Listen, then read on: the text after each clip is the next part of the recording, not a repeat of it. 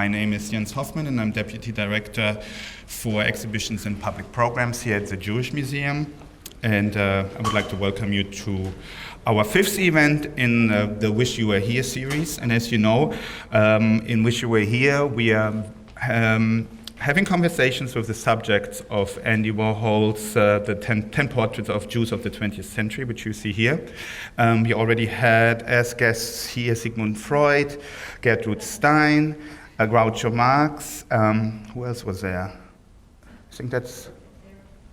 Sarah Bernard was here as well, exactly. So tonight we are going to be meeting Martin Buber, who will be in conversation with me. And before we begin, I would like to thank Lorraine and Martin Beitler, who originally donated the Warhol works to the collection in 2006, and we're very grateful for their support. They have also sponsored this talk series.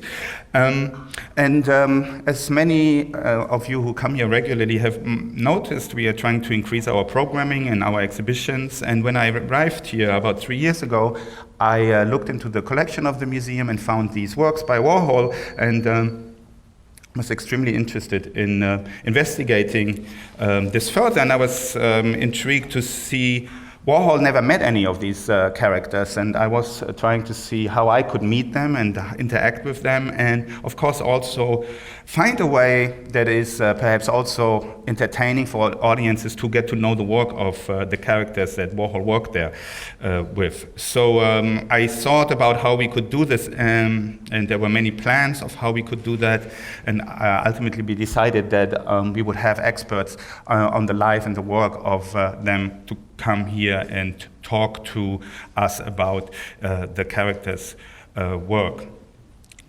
So tonight, as I said, we're going to meet Martin Buber, and Martin Buber will speak through Sarah Scott.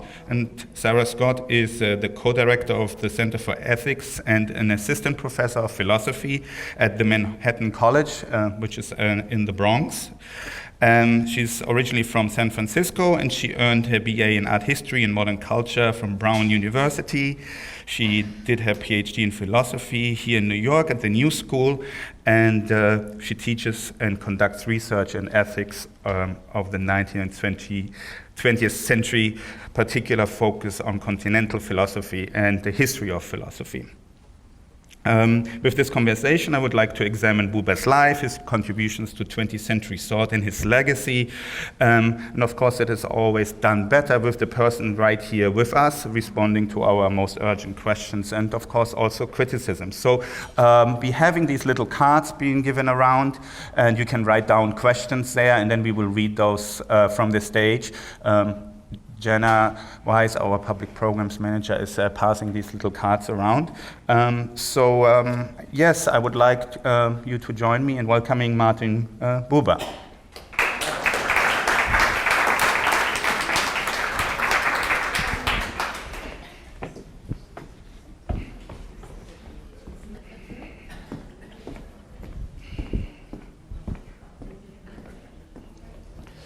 Thank you. Hi, Martin. How are you?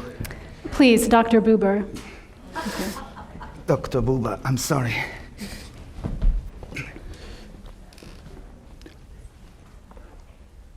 We found this wonderful portrait of you from a couple of years ago. There's a very interesting note here on the back, and I wanted you to respond to this. It's a little post-it note with a type on it, and it says above it, it says the prophet, and it says Dr. Martin Buber lecturing in Washington DC at the School of Psychiatry. He looks like a biblical prophet, and some people think that is what you are. And then it says, unfortunately, even experts attempting to explain your ISO theory of human relationships are likely to end up in bewilderment for the listener and the not so well schooled in psychology. What do you make of the bewilderment? I think that they perhaps need to read my text carefully. I do not have a set theory. I do not have a set school of philosophy that I am espousing. I merely point the way I point out realities that people had not yet seen. So I take people to the window, I open the window, and I point them through the window to a reality that they had not yet encountered. And so if they are struggling with the material, I would encourage them to stop trying to treat it as if it is a system. I'm not interested in theology. I'm merely trying to point out certain aspects of reality. And perhaps that's something we can do today. Yeah, I hope so. I hope that we're actually going to get to some of those questions later on. Having you right here will hopefully take away the bewilderment and enlighten us on your theories. I wanted to ask you to start our conversation with, you're always known as the philosopher of relationships. But reading some of the accounts of your life, it's often said that you had a lot of problems in relationships. How do you make up for that contradiction?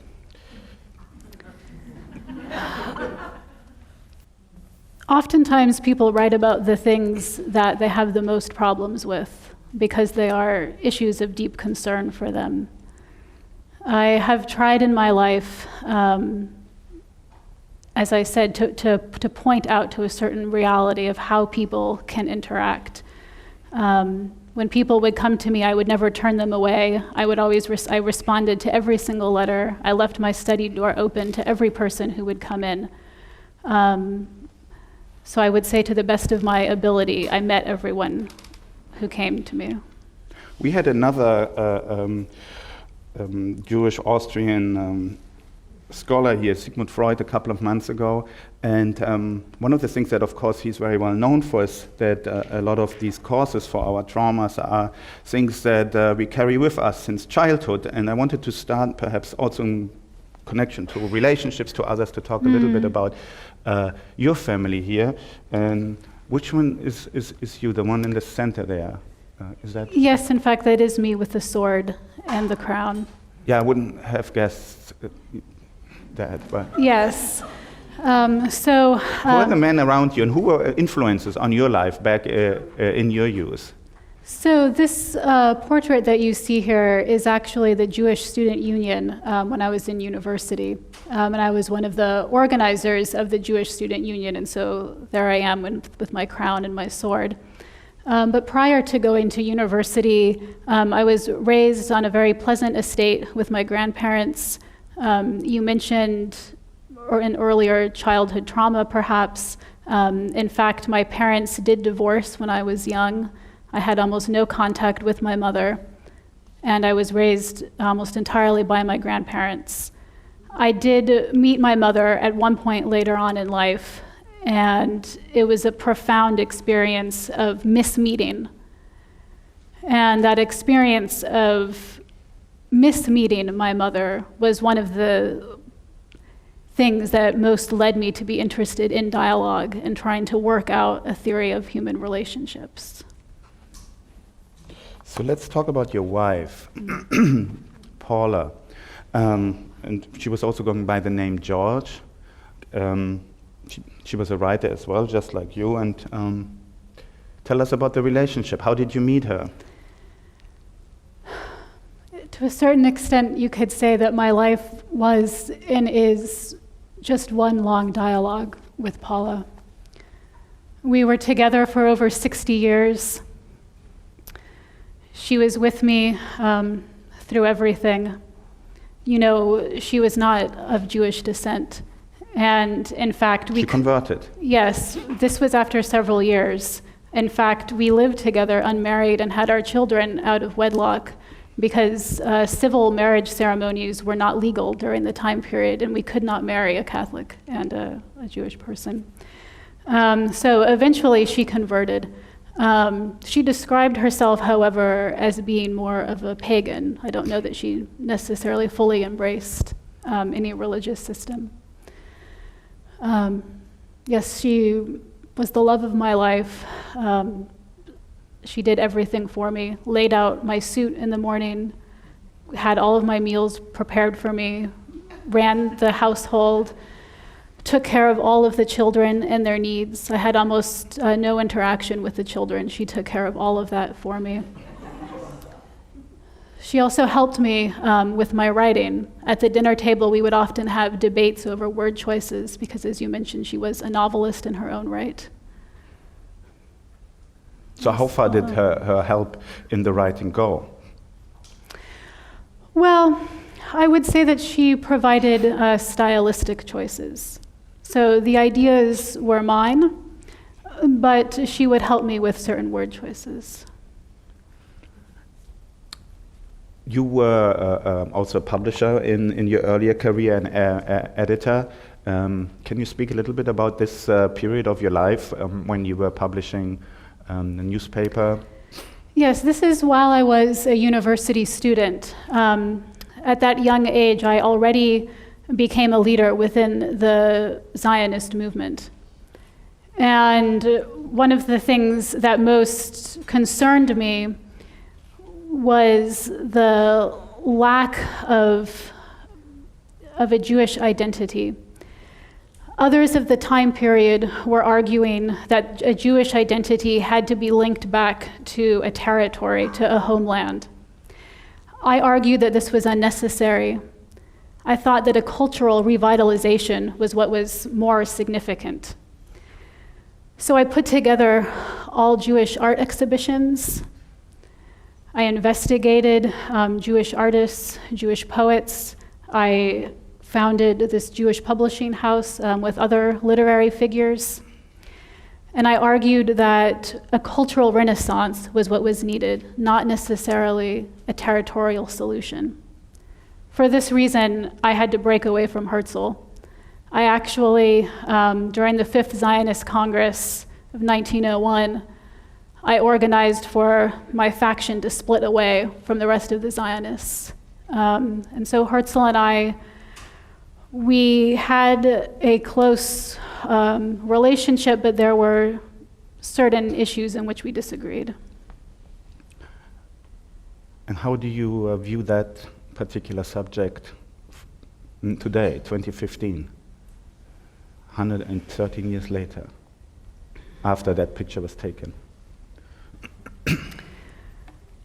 To a certain extent, when I look back at our university system and I see departments of Jewish studies, I am gratified because no such things existed during this time period. And I know that a lot of that had to do with the work that we were doing. When I look at the state of Israel, I am profoundly moved, and I would not say in a positive sense.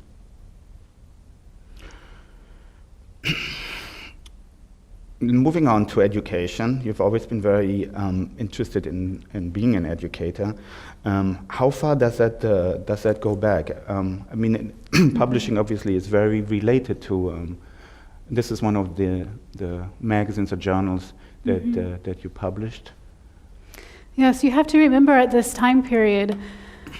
So working in Germany, that most Jewish people were assimilated.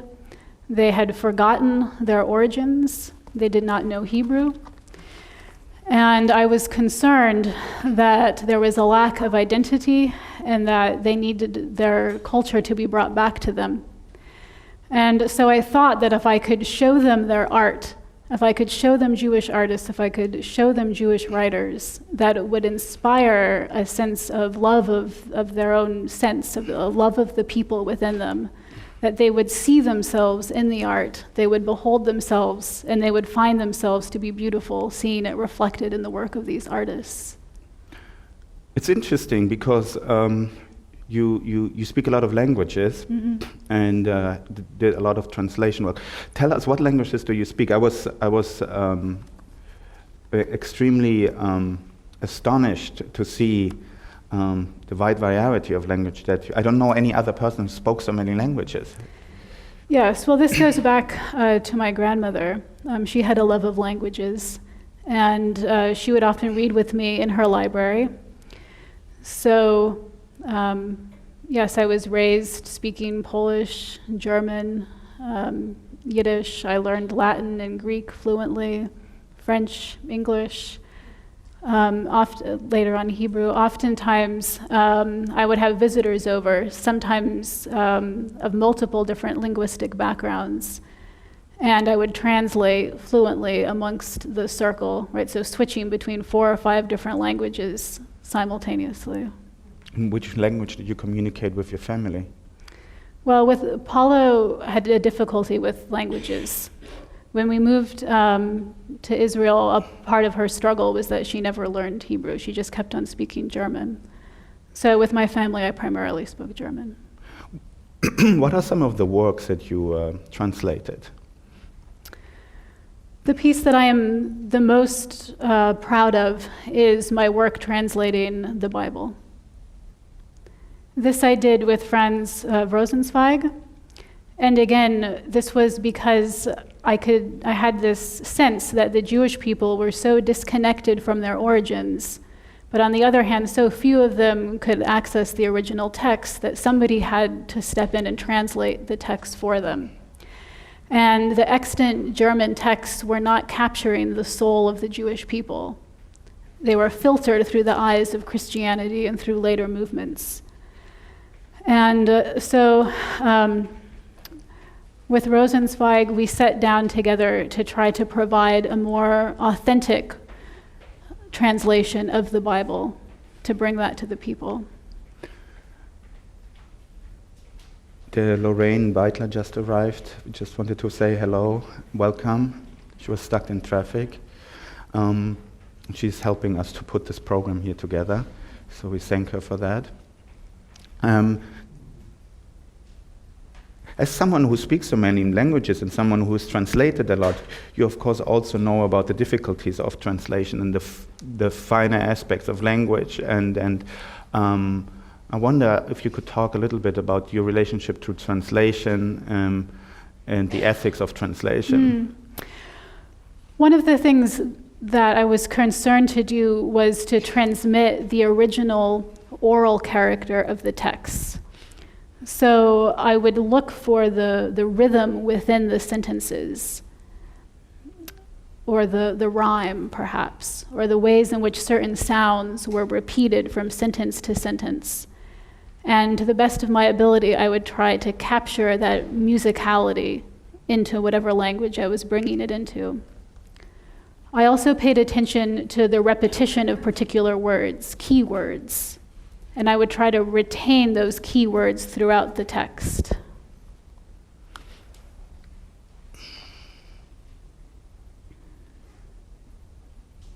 Who's Gustav Landwehr?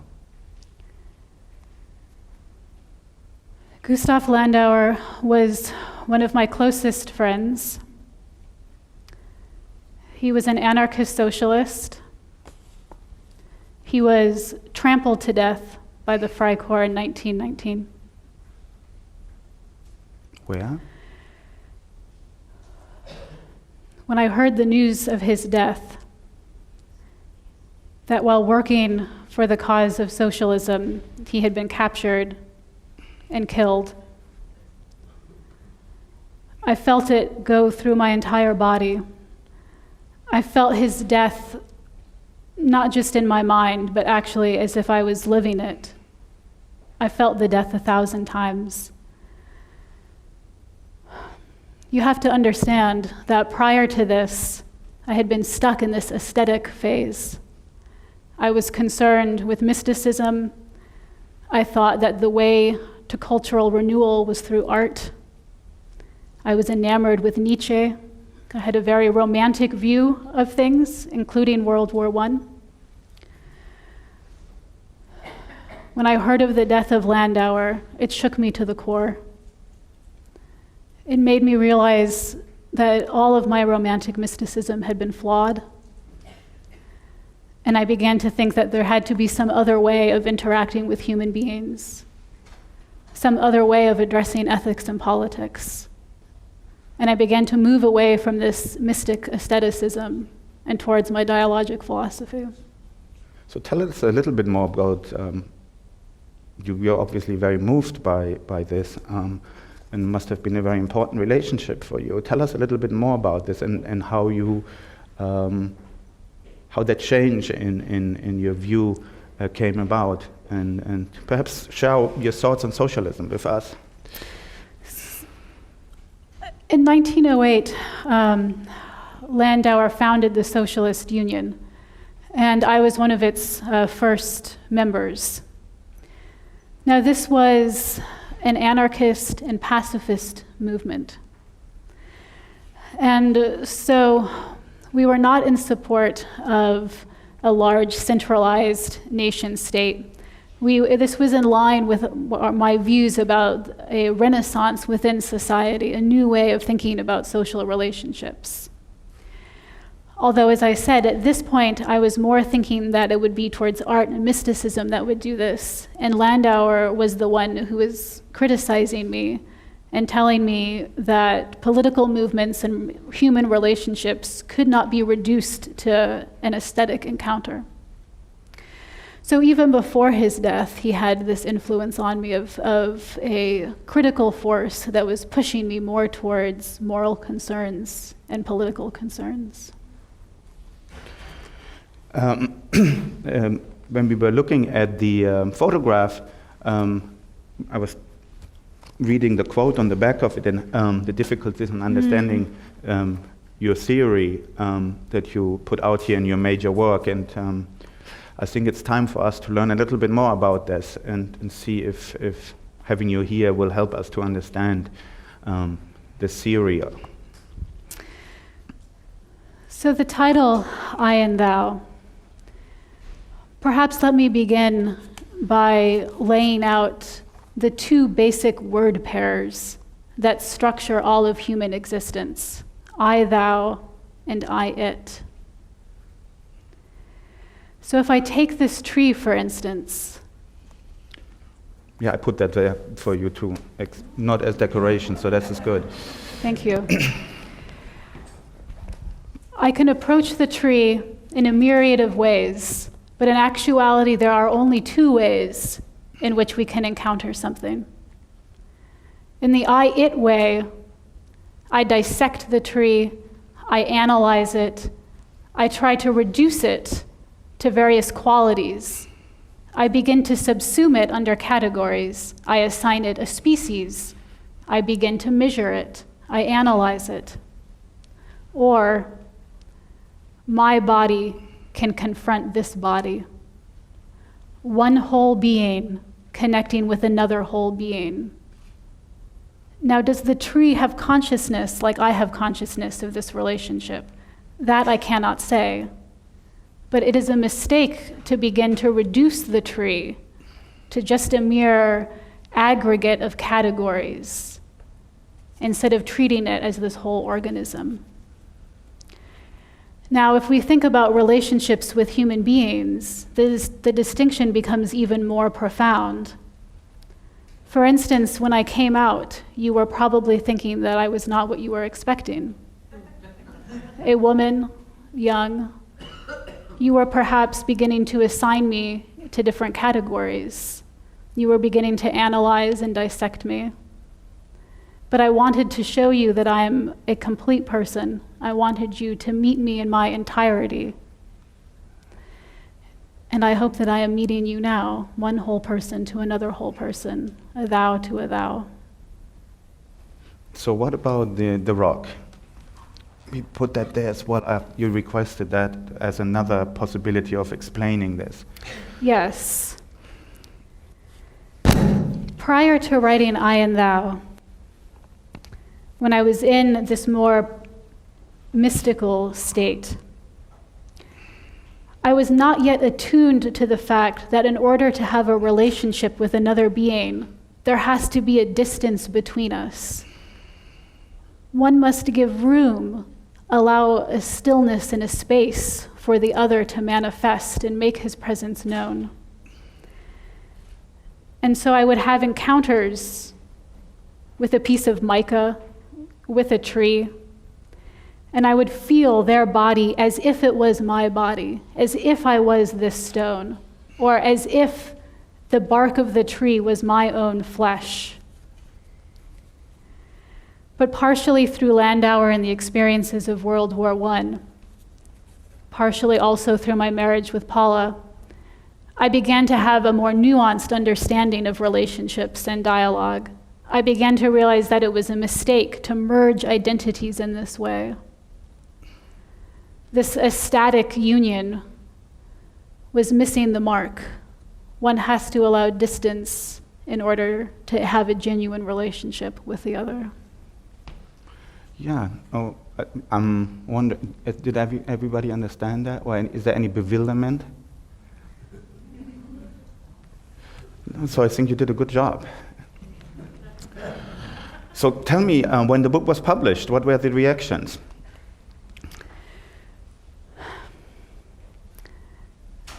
There was a period of probably up until the 1960s in which every young person had a copy of I and Thou in their hand. It was as if you were carrying a volume of the works of Nietzsche. You could not be a young, intellectually engaged person and not know I and Thou. Whether or not people really listened to what I said is another matter. There was also some confusion about certain aspects of the thought. People became confused, not so much about the way in which I describe dialogue between persons, but the way in which I describe dialogue with other life forms. For instance, the tree, the cat. They were also confused about the way in which I describe dialogue with God. Would you like me to elaborate on? I was just about to ask you, Yes. yeah, dialogue with God is interesting. If you were to ask me if I believe in God, I could not say yes. If you were to ask me if I speak to God, that I could agree with. You speak to him or her? Yes. And he I'd say he. or she Okay. speaks to all of us. And how? God is not an abstract concept. God is not a mediating universal that allows us to enter into relationships. The God of the theologians is not what interests me. The one basic insight of all of my work is that at heart, the relationship between man and man parallels the relationship between man and God. We have dialogue with God in the same way that we have dialogue with one another. The difference has to do with the degree of reciprocity. When we have dialogue, we are equals. When we are in an I-thou relationship with God, we receive and he transmits. But my point is that God is not an abstract entity that one can believe in or not believe in. God is a being with whom we enter into relationship. We hear that call, we respond to that call. God is a person that addresses us, not a mere concept. How does that take place? All of the time we are addressed. The world is filled with signs. We just block off our eyes, we shut our ears, we try to not see the signs of address. Is there any addressing taking place right now?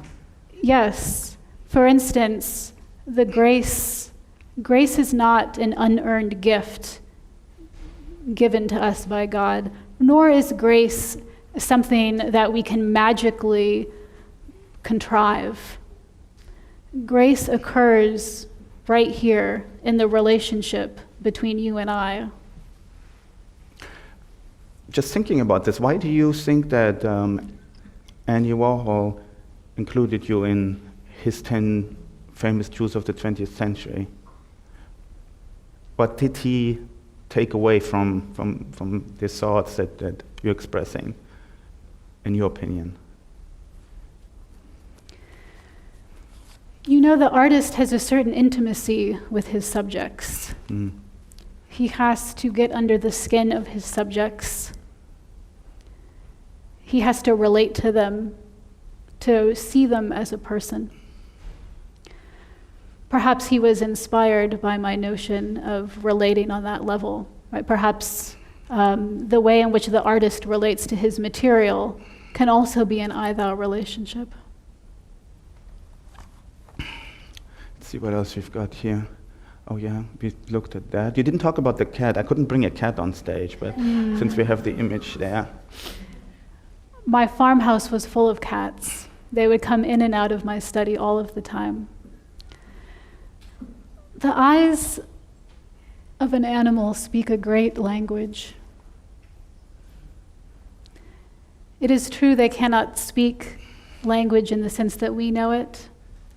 There are 3 spheres of the I-thou relationship, right? Man and God, man and man creature. And so just as we have dialogue with God, we can have dialogue with other life forms. I mentioned the tree, but of course the cat. So we can meet the cat, gaze into its eyes, and instead of treating it as a mere specimen, a mere it to be analyzed, we can greet the cat as a person.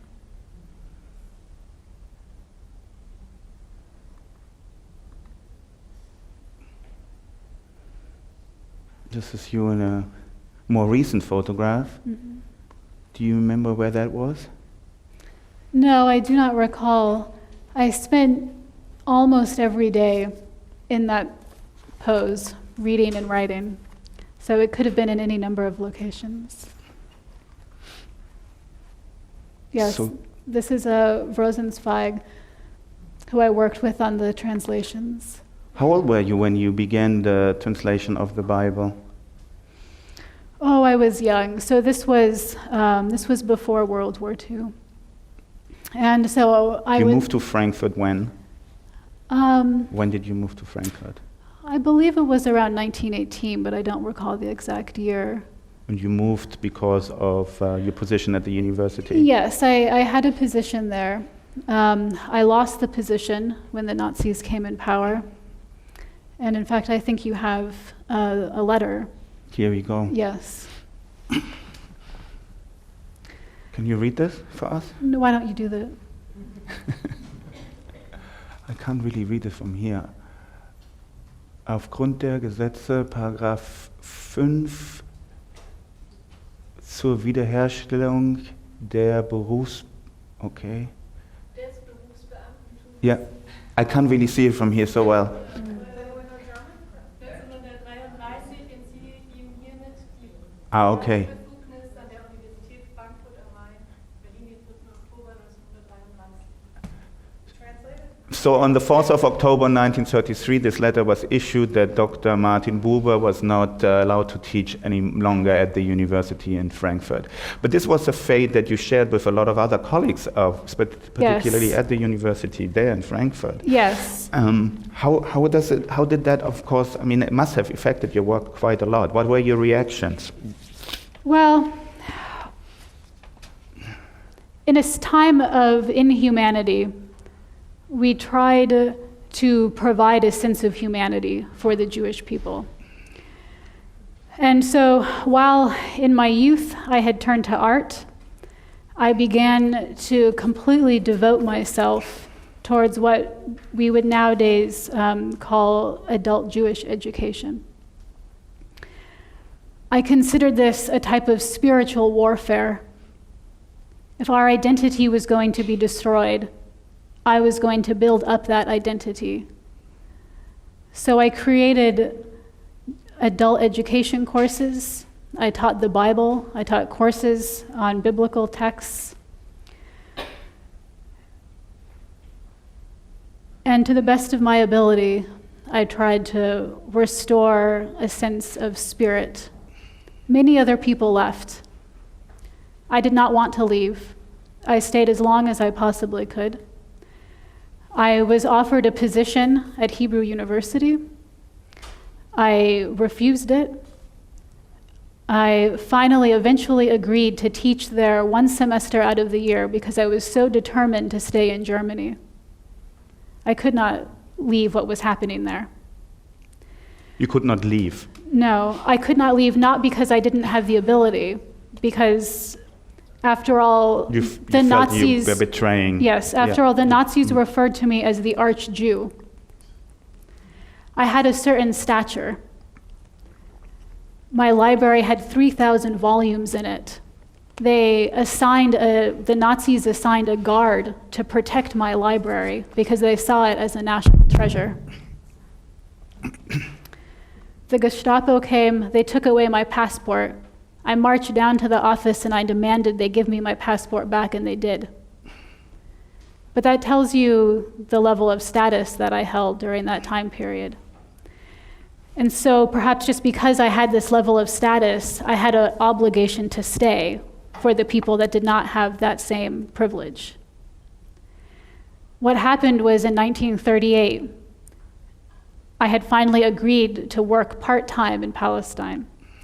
I left, and when I tried to cross back again, I was stopped at the border of Switzerland, and this was in the beginning of 1939, and I was cautioned that I dare not enter.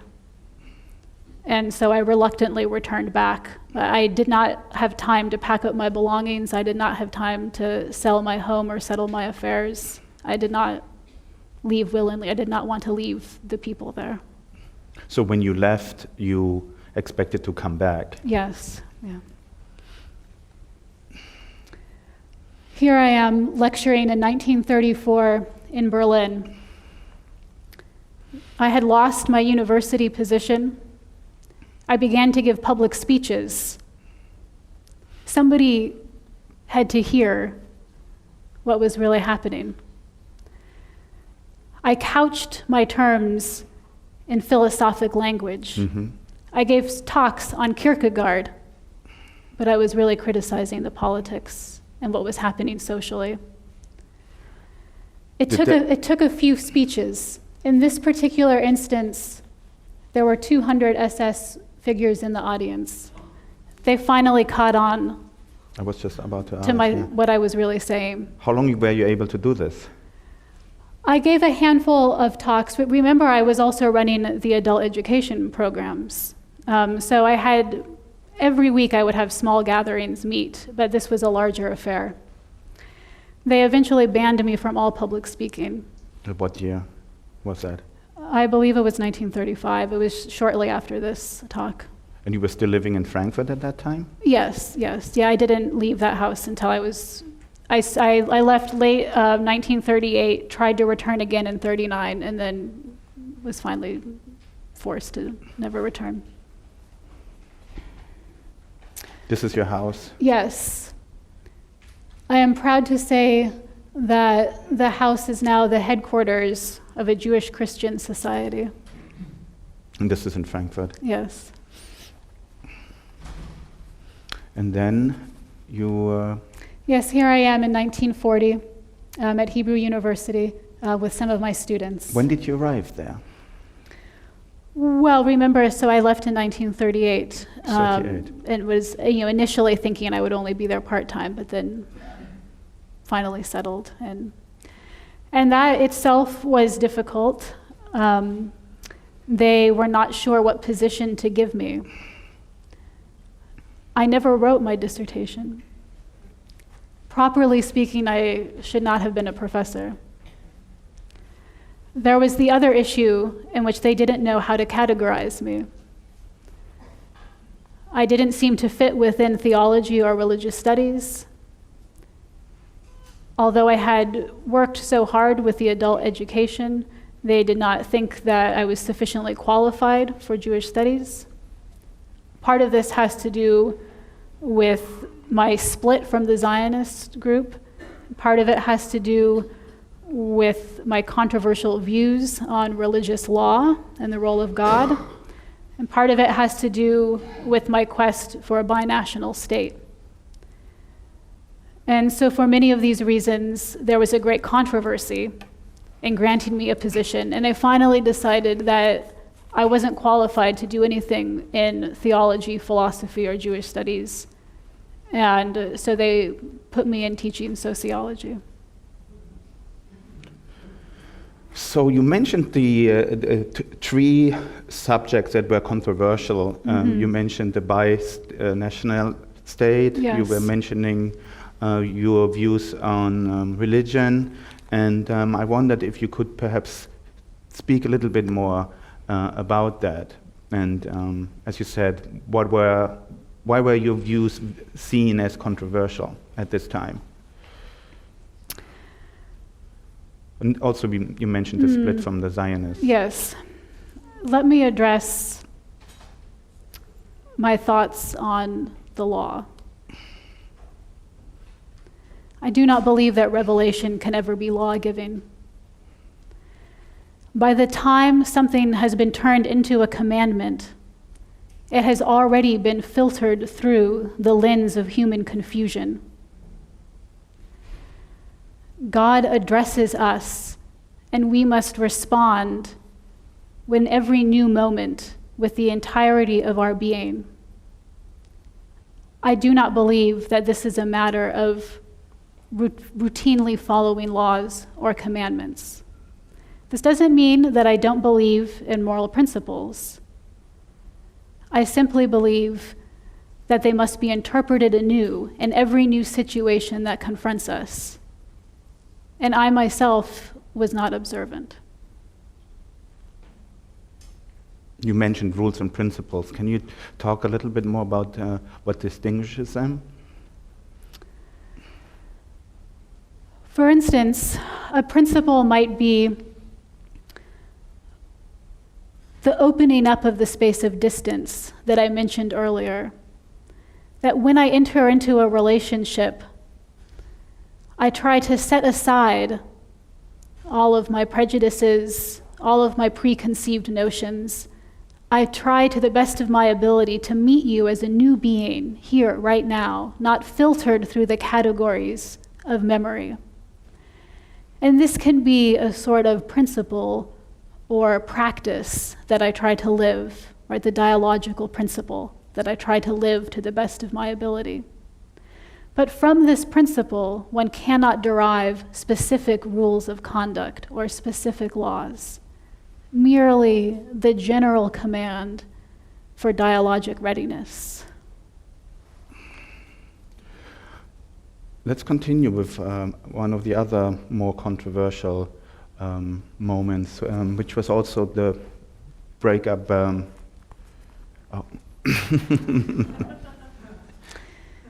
Well, one thing that we can discuss is my work on InterReligious Dialogue. Yeah. And so as I was teaching at Hebrew University, I argued nonstop for a binational state. As you can imagine, this was extremely controversial. I was viewed as a traitor by many. I had many heated arguments with Ben Gurion. But I never stopped believing that the land had enough spaciousness for all peoples to reside there. I never stopped believing that it was possible for us to not just live side by side in some sort of quietude, some sort of indifference, but that we could actually come together and be true neighbors. I always believed that that was possible. I still believe it today. Yeah, it's still a very heated and ongoing debate, and it probably will be with us for a while. So yeah, in your political writings, you have repeatedly focused on also the obligations of the state. And I wanted to ask you how you would envision the most ideal political state to look like. So remember, for many decades, I had been interested in a sort of anarchist socialism. The state would like to be an enormous bureaucracy. The state would like to extend the political principle, the principle of coercion, over every aspect. But it needs to lie within limits. Where those limits can be drawn, I cannot mandate in advance. This is similar to the dialogical principle. One has a principle, but from it one cannot derive specific rules because every situation is entirely unique. So every community, every time period, has to decide within the uniqueness of its own moment to what extent can it shrink the political principle so that we have as minimal a state as possible. On the other hand, this must still be a general principle to work for the limitation of the state to the best of every ability. You seem to have a really wide range of interests and the subjects that you seem to focus on. And I have a bit trouble to bring all of these different ideas together. What would you say is really sort of like at the heart of your thinking that connects the thoughts that you expressed in regards to religion, for example, with your maybe more political views and your interest in socialism or even anarchism? What links them is the basic understanding of relations, that at bottom, all relations follow the same structures, whether it be the relation to the tree, the relation to my fellow man, the relation to God. When we begin to speak on the community level, the relationship between social units, right? All of these can be analyzed in the same way.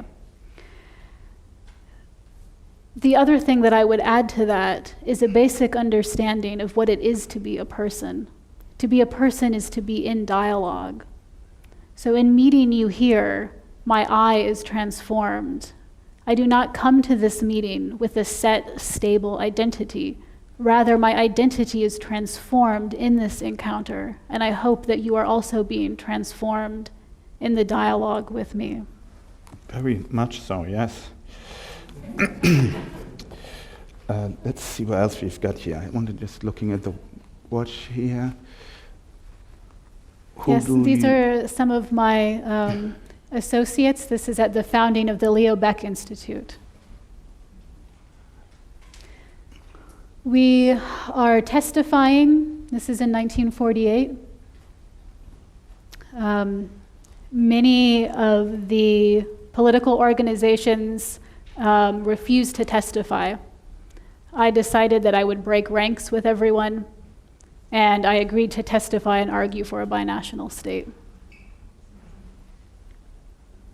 Oh yeah, there was an argument with Gandhi. Very famous.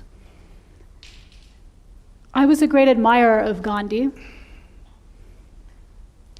I had an exchange with Gandhi during the Holocaust.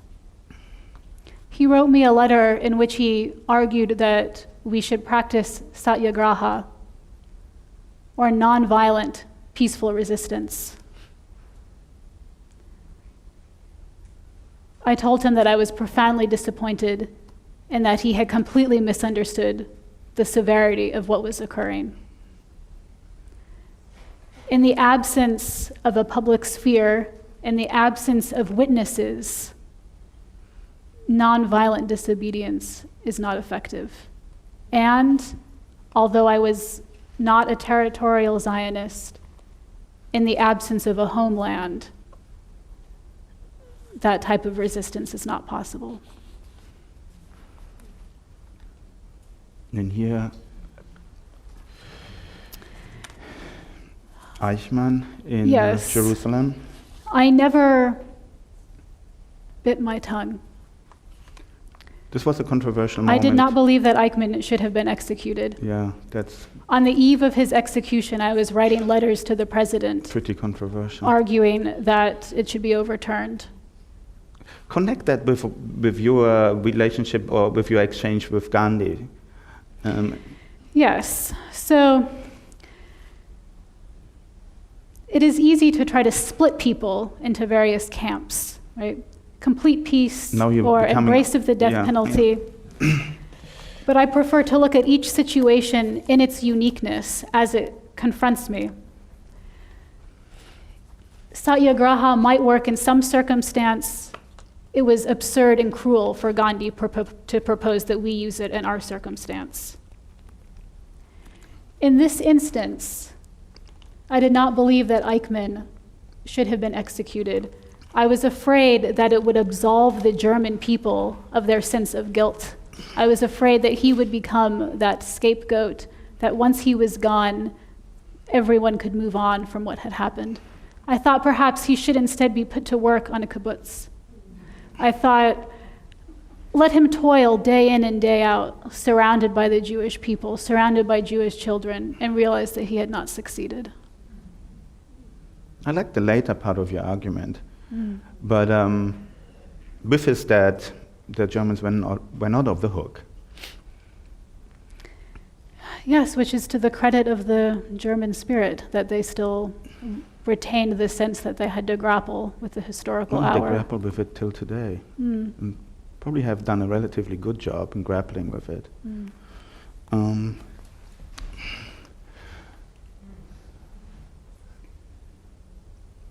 Martin Luther King, a great admirer of yours. I told you that every young person that was socially and intellectually engaged had a copy of I and Thou in their pocket. Here we see Martin Luther King referring to the I-thou relationship. He used it to characterize the distinction between a segregated society and a fully integrated society, so that a segregated society was structured according to I-it relationships, and he was working for those I-thou relationships. So he was profoundly influenced by your ideas, yes, when you consider that. Yes, and in fact, towards the very end of my life, he and a number of other figures and I were involved in something called the World Peace Brigade. And we were going to have our first meeting, and this was going to be in Jordan. And at this moment, no Jewish person had ever been invited to present at a conference in Jordan. And I thought, I must go in order to bridge that gap and to show that if a person comes in peace, he is welcome anywhere. That dialogue is possible for people working for the cause of peace across all barriers. But unfortunately, I was too ill. I became bedridden and I couldn't attend. I'm just thinking that perhaps we should start taking some questions from the audience, but I wanted to go to one other.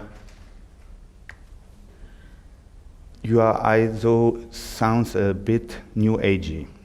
Do you know about New Age stuff, and what do you think about it? Mysticism is a great seduction, but it can take us away from what is actually present, from the actual creatures that surround us.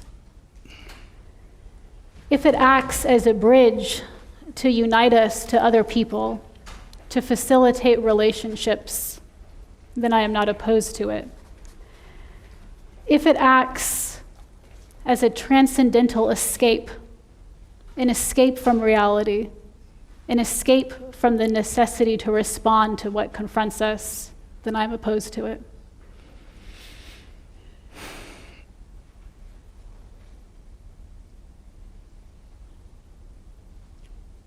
There's one question where it says basically, why is it so difficult to understand you?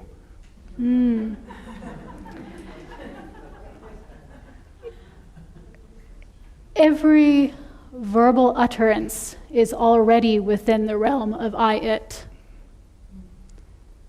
I cannot escape language. I cannot escape conceptual categories. But I am trying to use them to point to something else. And so every use of language is necessarily a sort of misuse. For that reason, I try to break the rules of language. I try to use unorthodox phrases, unorthodox vocabulary, in order to shift the gaze of the reader beyond the surface of the linguistic text and towards what it is that I am trying to point to. So it's a problem of translation. Even right now, as we speak, we are translating. Our very being, our presence, is being filtered through language. I, right here, am a mere translation of Martin Buber in front of you.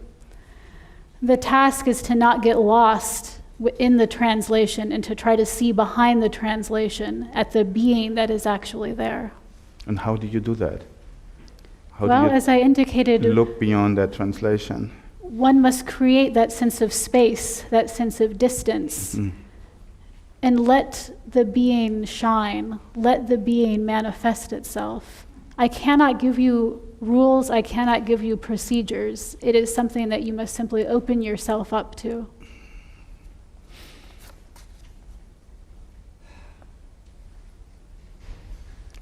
How would you say if you would be classified as an existentialist? What is your response as being classified as an existentialist? There is some overlap, but the existentialists have a different understanding of relationship and personhood. I do not think that I am a solitary I that then enters into connection with other solitary I's. I, as a person, only emerge out of the relationship. The relationship is what is primary. In the beginning is the relationship, and out of that emerges subjectivity. This is the basic difference between my beliefs and that of the existentialists, who believe that the subject is primary. Well, did your wife, your children move with you to Israel? Did you have any family members, any one of your close friends die in the Holocaust? Yes, it was a very tumultuous time. I actually raised some of my grandchildren, so I repeated, to a certain extent, my own childhood in the childhood of my grandchildren. So I had them living with me, coming with me with Paula. I think this is a very nice question here. It just says, what is love? Love is not a concept. Love is a relationship. Love requires a response. If I am not actively responding, I cannot genuinely use that term. How do you define a whole being? I can't read the other part here. Can you? No, I can't. May I tell you what I wrote? Yeah? An example. An example. She went to the tree. What if the tree The has tree. no leaves? What if the human being has no limbs or partial brain injury? What is a whole being? I see. A whole being is the entirety of the specific organism as it meets you. If I was in the I-it mode, I might think that a tree without its leaves might be classified differently or might be treated differently or would be somehow less than. But if I am relating to it in a moment of genuine encounter, I confirm it in its specificity. So when I meet you, regardless of your bodily status or any other aspect of you, I confirm you in your specificity as one unique being meeting me. Here's a question about how to explain evil and how you would explain evil. And I was interested. This follows from this question. One cannot do evil with the entirety of one's soul. As a whole being, one cannot do evil. In the moment in which we are committing an evil act, we are already fragmented internally. We are already split. We are already in an I-it mode. We are already separating good from evil. Goodness, in contrast, can only be done with the entirety of one's being. This suggests that the I is sometimes fragmentary, and at other points the I is sometimes whole. So just as relationships shift, and I can treat the other as an it or as a thou, I myself shift. Sometimes I am the I of an I-it, in which I am fragmentary and divided, and other times I am the I of an I-thou encounter, in which I am a unified being responding with all of my entirety. Makes sense. Hitler, Caligula, Genghis. I was thinking about the evil and your reaction to the execution of Eichmann. And of course, during that period, Hannah Arendt wrote a well-known book, Eichmann in Jerusalem, Banality of Evil. What was your reaction to her essay or her book, and how she viewed that whole situation? She got criticized heavily Yes. for her ideas around evil and... So much of evil is not an overt decision. One can only make a true decision as a whole being. A decision is a moment of commitment. And that moment of commitment comes out of the wholeness of your being.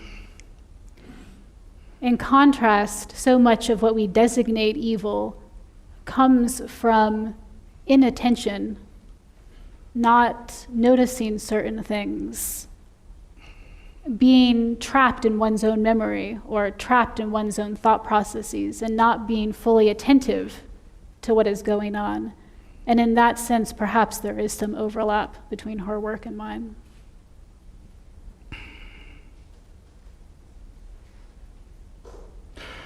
Okay, perhaps the last question here. Please define anarchism, because if men are not, what is that, angels? If men are not... Do you want to just... I have problems reading. Maybe my eyes are not good anymore. Please define anarchism, because if men are not angels, order or law is necessary. How can you consider an anarchist society? Because of my essential faith in the capacity for human beings to meet one another and confirm one another. I am not naive. I understand the great difficulties here. I am not arguing that the state would ever be completely eradicated. I am arguing for a minimizing of the state, to be minimized as much as possible given the specific needs of that specific society. You see, for me, as someone coming from or growing up in Europe, one of the things I never understood about America was why there were people in America who were against universal health care. That was I never understood that. But this is sort of like a system that you're having in mind, where you could make up your own mind about some very essential obligations that the state should fulfill. All of our relationships need to be radically transformed. The problem is not just with state power, it's that we internalize an attitude of the state in our relationships to one another. So we treat one another with coercion or with displays of power dominance. Everything needs to be radically transformed from the ground up. The revolution will not occur by a mere transition in the political structure. The revolution will only occur one-to-one, one relationship to another relationship. Each of us individually, one thou to another thou, one after the other. Individual relationships forming larger social organizations, all structured according to an I-thou relationship, then those social organizations forming slightly larger bodies, but all as an organic unity, not as a coercive power imposed from above. So two things. Has there ever been in the history of mankind a situation as you describe it? And is that the reason why all revolutions failed? Because they were not following that model? My dear Mr. Hoffmann, this is why I am Jewish and not Christian. This is my form of messianism. Yeah, I have to think about that as well. Dr. Buber, a pleasure and a privilege. Thank you so much for coming. Thank you.